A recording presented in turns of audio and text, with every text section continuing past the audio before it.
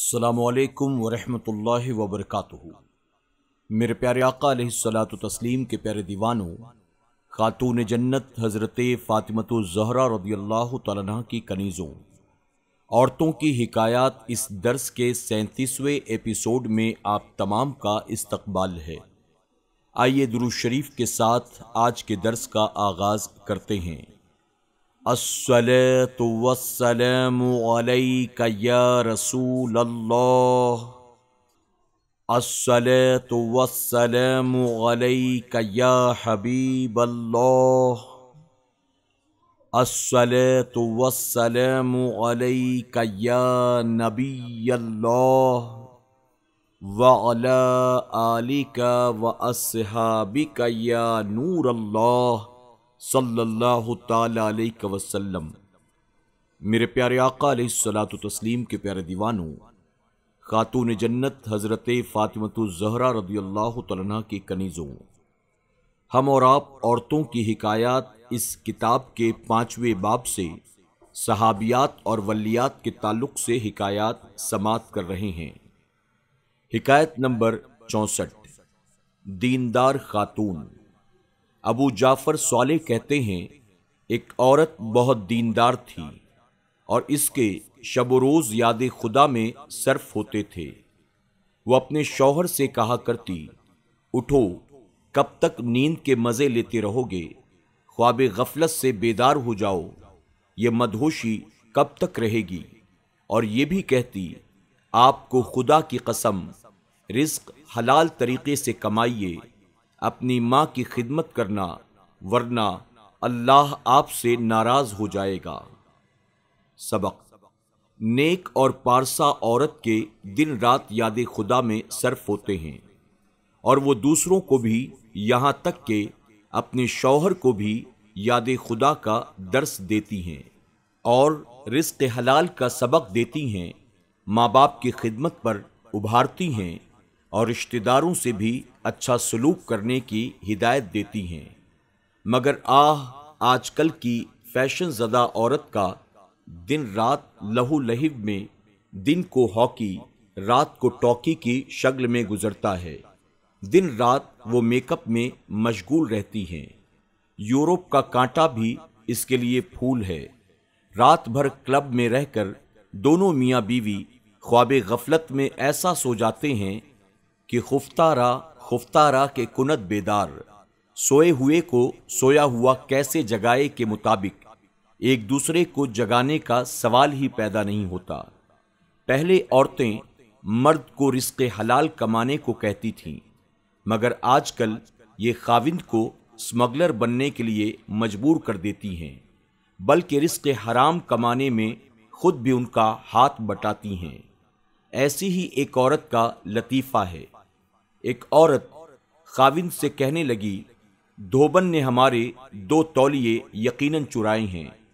خاوند نے کہا، کئی لوگ بری عادتوں کا شکار ہو جاتے ہیں، مگر وہ تولیے کون سے ہیں؟ بیوی کہنے لگی، وہی جو میں نے کراچی کے ہوٹل سے چرائے تھے۔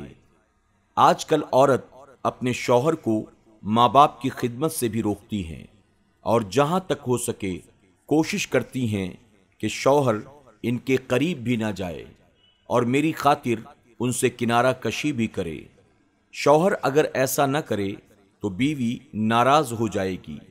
چنانچہ ایسی ہی ایک عورت، جس کی صرف ایک بوڑھی ساس گھر میں تھی، اپنے شوہر سے کہنے لگی، میں نے آپ کی خاطر اپنے ماں باپ چھوڑے، اپنے 4 بھائی چھوڑے، 3 بہنیں چھوڑیں، 2 پھپھیاں اور 2 چاچا چھوڑے، گویا میں نے سارا کنبہ صرف آپ کی خاطر چھوڑا، تو کیا آپ میری خاطر اپنی ایک بوڑھی ماں کو نہیں چھوڑ سکتے؟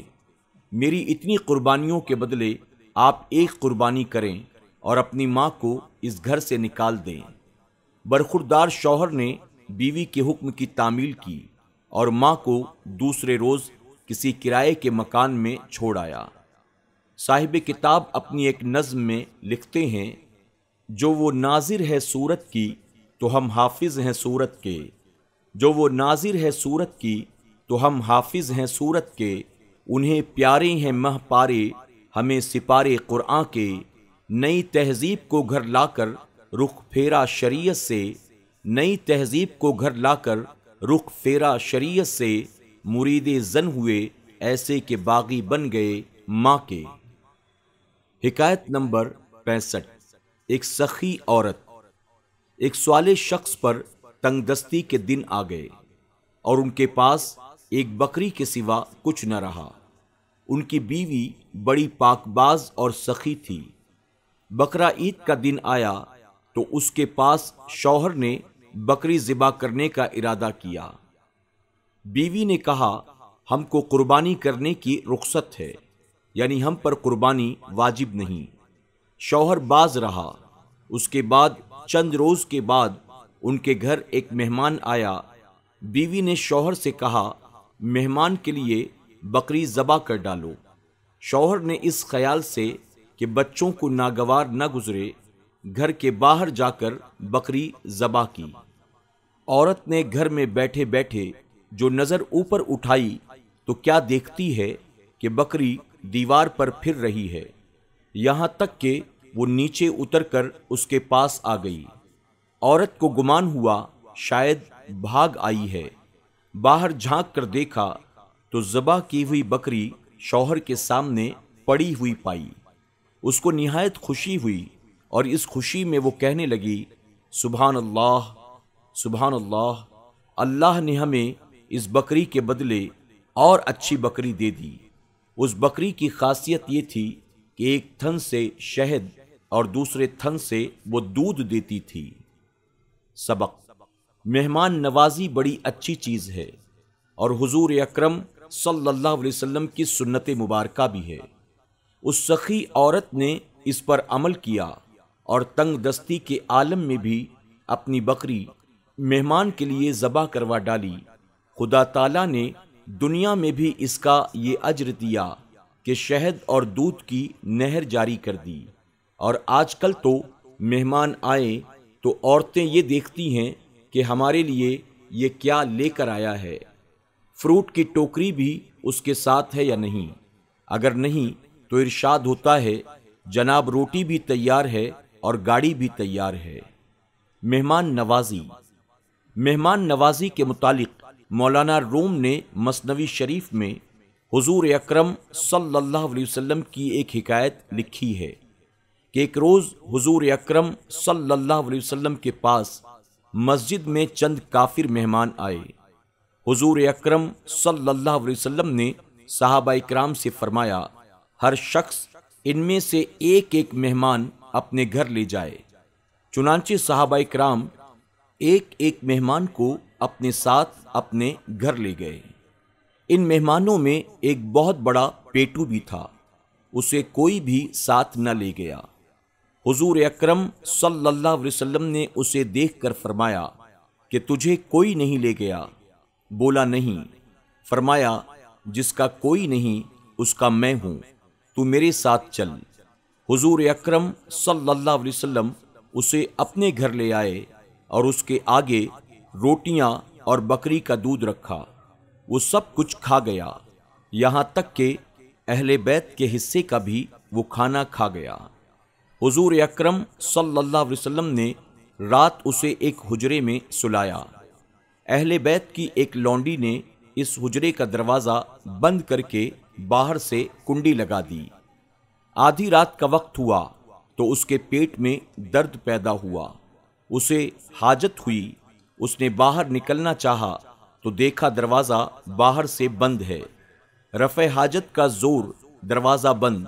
اتفاقاً اس کی آنکھ لگ گئی۔ خواب میں دیکھا کہ ایک ویران جنگل ہے۔ جنگل دیکھ کر وہاں بیٹھ کر اس نے پاخانہ کرنا شروع کر دیا۔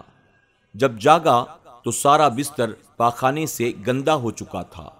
بڑا گھبرایا اور صبح کا انتظار کرنے لگا۔ صبح حضور اکرم صلی اللہ علیہ وسلم تشریف لائے تو آپ نے دروازہ کھولا اور خود دروازے کی اوٹ میں چھپ گئے تاکہ وہ شرمندہ نہ ہو۔ چنانچہ کافر دروازہ کھلتے ہی وہاں سے بھاگا۔ اس کا گندا بستر دیکھا تو حضور اکرم صلی اللہ علیہ وسلم نے فرمایا لاؤ اس کا بستر میں خود دھوؤں۔ غلاموں نے عرض کیا حضور ہمیں دھونے دیجئے۔ آپ نے فرمایا میرے دھونے میں کوئی حکمت ہے۔ صحابہ منتظر رہے دیکھیں کہ اس میں کیا حکمت ہے۔ چنانچہ کافر دور نکل گیا تو اسے یاد آیا کہ اس کی ایک ہیکل و نقش حجرے میں رہ گیا ہے۔ وہ اپنے نقش کے لیے واپس آیا تو ایک عجب نظارہ دیکھا کہ حضور اکرم صلی اللہ علیہ وسلم اپنے مبارک ہاتھوں سے اس کی ناپاکی کو دھو رہے ہیں۔ یہ دیکھ کر وہ نقش بھول گیا اور ایک نعرہ مار کر بولا یا رسول اللہ صلی اللہ علیہ وسلم، پہلے مجھے کلمہ پڑھا کر میرا دل دھوئیے، اور وہ کلمہ پڑھ کر مسلمان ہو گیا۔ صحابہ اکرام نے عرض کیا کہ اب ہم سمجھے کہ آپ اس کا بستر نہیں اس کا دل دھو رہے تھے۔ معلوم ہوا کہ مہمان نوازی حضور اکرم صلی اللہ علیہ وسلم کی سنت ہے اور اسلام کی ایک پسندیدہ چیز، لہذا ہمیں اسے ضرور اپنانا چاہیے۔ جو مسلمان نیک ہیں اور پاک باز، جو مسلمان نیک ہیں اور پاک باز، وہ نظر آئیں ہمیں مہمان نواز۔ آج کے درس میں بس یہی دو حکایات، انشاءاللہ مزید حکایات کے ساتھ کل پھر ہماری اور آپ کی ملاقات ہوگی۔ السلام علیکم ورحمۃ اللہ وبرکاتہ۔